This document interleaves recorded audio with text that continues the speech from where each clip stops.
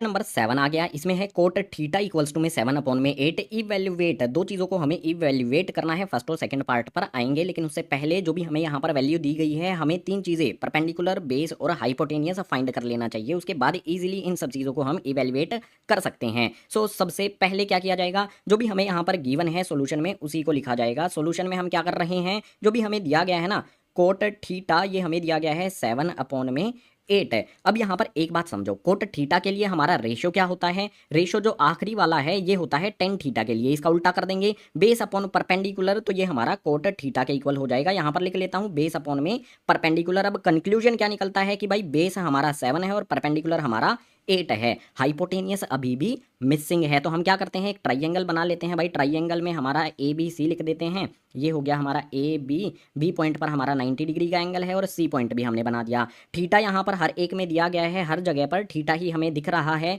तो हमें थीटा यहाँ पर बना लेते हैं। ये हमारा हो गया थीटा। थीटा के अकॉर्डिंग ये हमारा हो जाता है बेस, और थीटा के अपोजिट वाली साइड हो जाएगी हमारी परपेंडिकुलर, और 90 डिग्री के अपोजिट जो साइड है ये हो जाएगी हमारी यहाँ पर हाइपोटेनियस। हमें क्लियरली पता है बेस क्या है, परपेंडिकुलर क्या है, हाइपोटेनियस क्या है। हमारे पास दो चीजें हैं, बेस है और परपेंडिकुलर है, तो ये हाइपोटेनियस फाइंड कर लेते हैं। उसके लिए क्या करना पड़ेगा, हमें पाइथागोरस थ्योरम का यूज करना पड़ेगा। तो उसके लिए यहाँ पर लिख लेता हूँ बाय पाइथागोरस। पाइथागोरस थ्योरम क्या होती है आपको पता ही है, कई बार हम यूज कर चुके हैं। तो सिंपली यहाँ पर हाइपोटेनियस का स्क्वायर एज इट इज आ जाएगा। परपेंडिकुलर की जगह पर हम 8 पुट कर देंगे और बेस की जगह पर हम 7 पुट कर देंगे। यहाँ पर परपेंडिकुलर की जगह पर 8 पुट करके स्क्वायर कर दिया, बेस की जगह पर 7 पुट करके स्क्वायर कर दिया। सोल्व करेंगे, हाइपोटेनियस का स्क्वायर इक्वल्स टू में 8 का स्क्वायर होता है 64 प्लस में 7 का स्क्वायर होता है यहाँ पर 49 है। हम क्या करते हैं, दोनों तरफ रूट लगा देते हैं भाई, क्योंकि हमें यहाँ पर इस स्क्वायर को हटाना पड़ेगा। सो यहाँ पर मैंने रूट लगा दिया और इस तरफ भी मैं रूट लगा देता हूँ। सबसे पहले यहाँ पर क्या होगा, स्क्वायर जो भी है इससे रूट कैंसिल हो जाएगा। स्क्वायर से रूट कैंसिल होने पर मेरा हाइपोटेनियस आ जाएगा इक्वल्स टू में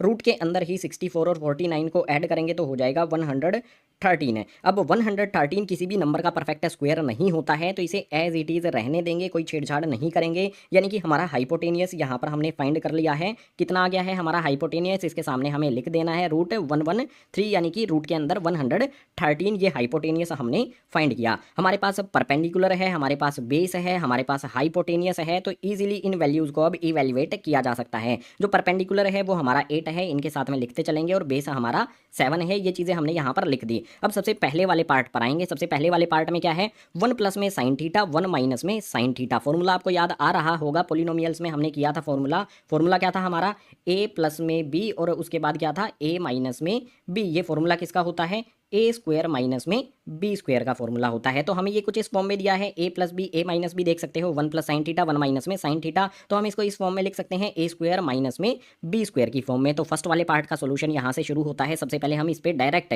ये वाला फॉर्मूला अप्लाई कर देते हैं, ए स्क्वायर माइनस बी स्क्वायर की फॉर्म में चेंज कर देते हैं। ए हमारा 1 है, सो यहाँ पर 1 लिखेंगे और 1 का स्क्वायर कर देंगे। इसके बाद यहाँ पर माइनस का साइन लगा लेंगे। फॉर्मूले के अकॉर्डिंग हमारा बी का स्क्वायर होगा, बी हमारा साइन थीटा है, साइन थीटा का स्क्वायर करेंगे तो ये हो जाएगा हमारा साइन स्क्वायर थीटा। बहुत सिंपली यहाँ पर हमने कर दिया। अब इसके डिनोमिनेटर पर आ जाते हैं। डिनोमिनेटर में देखो 1 प्लस कोस थीटा, 1 माइनस में कोस थीटा, बिल्कुल यही फॉर्मूले की फॉर्म में हमें नीचे डिनोमिनेटर में वैल्यूज भी दी गई हैं। तो हम क्या करते हैं, ए स्क्वायर माइनस बी स्क्वायर कर लेते हैं। ए हमारा 1 है, बी हमारा कोस थीटा है, तो ये हो जाएगा हमारा 1 का स्क्वायर। उसके बाद यहाँ पर माइनस में आ जाएगा कोस स्क्वायर थीटा। बहुत सिंपली हमने यहाँ पर इस पे फॉर्मूला अप्लाई किया। अब इसमें वैल्यूज पुट करेंगे भाई। जो भी हमारा फर्स्ट है यहाँ पर 1 का स्क्वायर है, इसमें ये 1 का स्क्वायर करेंगे तो 1 ही रहेगा। उसके बाद माइनस में साइन थीटा के लिए हमारा फ्रैक्शन क्या होता है, परपेंडिकुलर अपॉन में हाइपोटेनियस। परपेंडिकुलर हमारा 8 है, हाइपोटेनियस हमारा रूट 113 है, तो इसका जो भी फ्रैक्शन बनेगा ना हमारा परपेंडिकुलर अपॉन हाइपोटेनियस, यानी कि 8 अपॉन में रूट 113, यहाँ पर वही कर देंगे। 8 आ जाएगा, अपॉन में रूट के अंदर आ जाएगा 113। अब यहाँ पर साइन का स्क्वायर है, तो जो भी इसकी वैल्यू यहाँ पर हमने रखी है इसका भी हमें स्क्वायर करना पड़ेगा। उसके बाद डिनोमिनेटर वाली वैल्यू पर आ जाओ। डिनोमिनेटर में है 1 का स्क्वायर, 1 का स्क्वायर करेंगे तो 1 ही रहेगा। माइनस का साइन एज इट इज लगा लेंगे। कोस स्क्वायर थीटा आता है। कोस का लिए हमारा रेशियो क्या होता है, बेस अपॉन में हाइपोटेनियस। बेस हमारा 7 है, हाइपोटेनियस हमारा रूट 113 है, तो यहाँ पर आ जाएगा हमारा 7 अपॉन में रूट 113। 13 यहाँ पर कोस का स्क्वायर भी है, तो जो भी इसका यहाँ पर हमने रेशियो लिखा है इसका भी हमें स्क्वायर कर देना होगा। वैल्यूज हमने पुट कर दिया, अब इसको सोल्व करना है। बहुत सिंपल वे में सोल्व करते हुए चलेंगे गाइस।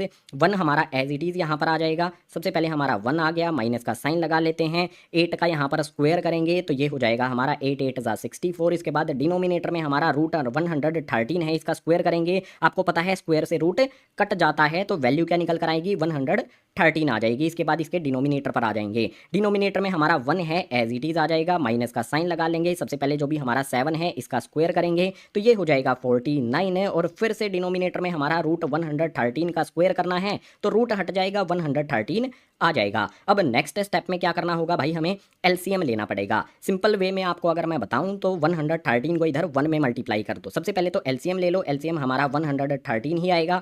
ऊपर वाली वैल्यूज क्या आएंगी, 113 को इधर 1 में मल्टीप्लाई करेंगे तो ये हो जाएगा 113, माइनस का साइन इसके बाद आ जाएगा, और जो भी ऊपर 64 हमारा आता है ये भी यहाँ पर एज इट इज आ जाएगा। इसी तरह से नीचे भी हम करेंगे। नीचे हमारा क्या है, सबसे पहले जो भी 113 है इसी का एलसीएम ले लेंगे। 113 का हमने एलसीएम लिया तो इसके ऊपर वाली वैल्यूज कैसे करेंगे, 113 को 1 से मल्टीप्लाई कर दो तो 113 ही हो जाएगा, एंड माइनस में जो हमारा यहाँ पर 49 है ये एज इट इज यहाँ पर आ जाएगा। अब एक बात मुझे बताओ, आगे यहाँ पर एक लाइन लगा लेता हूँ, नीचे जगह हमारे पास नहीं बची है। अब एक बात मुझे बताओ कि भाई 113 में से अगर हम 64 को सब्ट्रैक्ट कर देते हैं तो कितना हमें मिलेगा। इससे भी पहले एक बात और समझो, डिनोमिनेटर में डिनोमिनेटर में 113 हमें दोनों जगह पर दिया गया है, तो 113 से हम 113 को ही कैंसिल कर देंगे। अब बचेगा क्या, 113 में से 64 को हमें सब्ट्रैक्ट करना है। 113 में से 64 को हम सब्ट्रैक्ट करेंगे तो हमारे पास आ जाएगा 49 है। बिल्कुल इसी तरह से 113 में से 49 को हम सब्ट्रैक्ट करेंगे तो कितना आ जाएगा हमारे पास, 64 आ जाएगा। यानी कि जो भी हमारा यहाँ पर फर्स्ट वाला पार्ट आता है उसके लिए हमारा आंसर हो जाएगा 49 अपॉन में 64। फर्स्ट वाले पार्ट को हमने इवेल्युएट करके आंसर फाइंड कर लिया। आएंगे सेकंड वाले पार्ट पर, इसमें है कोट स्क्वायर थीटा। तो सेकंड वाले पार्ट का सोल्यूशन शुरू होता है यहाँ से। हमें क्या करना है, सबसे पहले तो हमें डायरेक्ट इसको नहीं लिखते हैं, हम क्या करते हैं कोट थीटा पहले पता लगा लेते हैं। भाई यहाँ पर हम लिख लेते हैं कोट थीटा। कोट थीटा के लिए हमारा फ्रैक्शन क्या होता है, हमारा रेशियो क्या होता है, लास्ट वाला होता है टेन थीटा के लिए। अगर इसका उल्टा करेंगे तो हमारा कोट थीटा होता है। परपेंडिकुलर अपॉन में बेस है, उल्टा करने पर हो जाएगा हमारा बेस अपॉन में परपेंडिकुलर। अब बेस क्या है यहाँ पर देखकर मुझे बताओ भाई, 7 है और परपेंडिकुलर हमारा 8 है, तो यहाँ पर हमारा हो जाएगा 7 अपॉन में 8। एक बात यहाँ से आपको क्या समझ में आ रही है कि जो भी हमारा कोट थीटा है वो इक्वल हो जाएगा हमारा 7 अपॉन में 8 के। अब हमें क्या फाइंड करना है, कोट स्क्वायर थीटा फाइंड करना है। कोट थीटा तो हमने फाइंड कर लिया, लेकिन कोट स्क्वायर थीटा फाइंड करने के लिए हमें स्क्वायर कर देते हैं। भाई इस तरफ भी स्क्वायर कर देते हैं और दूसरी तरफ भी हम अपना स्क्वायर कर देते हैं। यहाँ पर हमने कोट थीटा पर स्क्वायर लगाया है तो ये हो जाएगा हमारा गाइस कोट स्क्वायर थीटा। इसके बाद इक्वल्स टू में जो भी हमारा 7 अपॉन में 8 है इसका भी हमें स्क्वायर करना होगा। 7 का स्क्वायर करेंगे तो ये हो जाएगा हमारा 49, और जो भी हमारा यहाँ पर 8 है इसका भी स्क्वायर करेंगे तो ये हो जाएगा हमारा 64। आप अचंभित होने की आवश्यकता कुछ नहीं है। आपने जो भी हमारा फर्स्ट और सेकंड वाला पार्ट है दोनों के लिए हमारे 49 अपॉन में 64 आंसर हमें मिल रहा है। यानी हम क्या कह सकते हैं कि जो भी फर्स्ट वाले पार्ट में हमें वैल्यूज दी गई हैं और सेकंड वाले पार्ट में वैल्यूज दी गई हैं ये दोनों एक दूसरे के इक्वल हैं। हमने फर्स्ट वाला आंसर फाइंड कर लिया, सेकंड वाला आंसर फाइंड कर लिया, तो क्वेश्चन नंबर 7 हुआ कंप्लीट।